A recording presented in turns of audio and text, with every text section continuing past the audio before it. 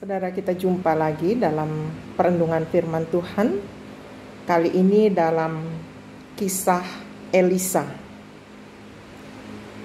Dalam 2 Raja-Raja pasal yang keempat. Salah seorang istri nabi dari kelompok nabi menyampaikan keluhannya kepada Elisa dan berkata, "Hambamu yaitu suamiku sudah mati, dan engkau pun tahu bahwa dia memuliakan Tuhan. Seorang yang meminjamkan uang kepadanya telah datang untuk mengambil kedua anakku menjadi hambanya." Elisa bertanya kepada perempuan itu, "Dengan cara bagaimanakah aku dapat menolong kamu? Katakan apa yang kau miliki di rumahmu." Perempuan itu berkata, "Aku tidak punya apa-apa, kecuali sebuah botol yang berisi minyak zaitun." Kemudian Elisa mengatakan, "Pergilah dan mintalah dari para tetanggamu botol-botol kosong. Mintalah sebanyak mungkin. Masuklah ke dalam rumahmu. Kemudian tutuplah pintu. Hanya engkau dan anak-anakmu berada di dalam rumah itu. Lalu tuangkan minyak ke dalam semua botol yang sudah kau dapatkan. Sesudah penuh, taruhlah pada suatu tempat." Jadi perempuan itu pun pergi meninggalkan Elisa, mengumpulkan sebanyak mungkin botol yang didapatnya. Dan setelah itu ia dan anak-anaknya masuk ke dalam rumah, menutup pintu rumah itu.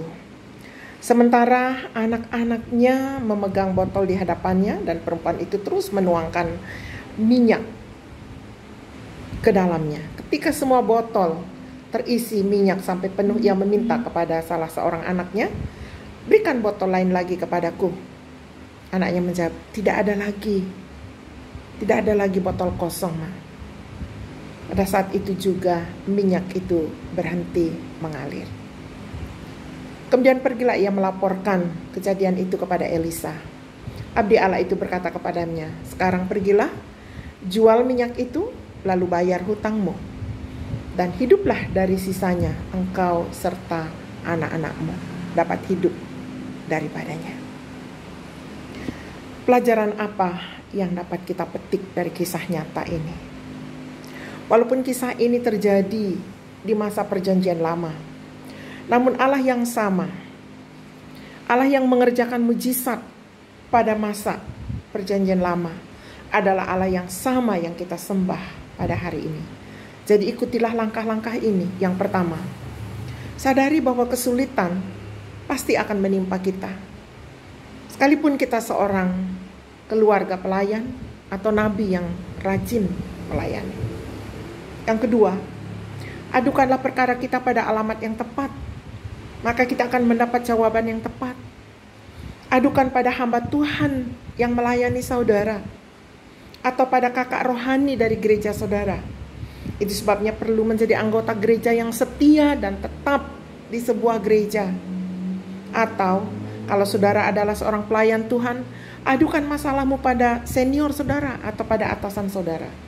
Yang ketiga, dengarkan petunjuk yang diberikan Tuhan melalui hambanya, dan lakukan, pasti ada mujizat. Yang keempat, laporkan kembali bahwa petunjuk itu sudah dilaksanakan seperti perintahnya dan berhasil. Apa langkah selanjutnya yang harus dibuat? Yang terakhir, ikuti lagi petunjuk yang diberikan dengan hati-hati dan lakukan secara tuntas. Pasti masalah yang kita hadapi terselesaikan dan kita pun pasti bahagia. Kiranya kelima langkah ini menjadi langkah untuk kita lakukan sehingga kita menerima mujizat Allah. Amin.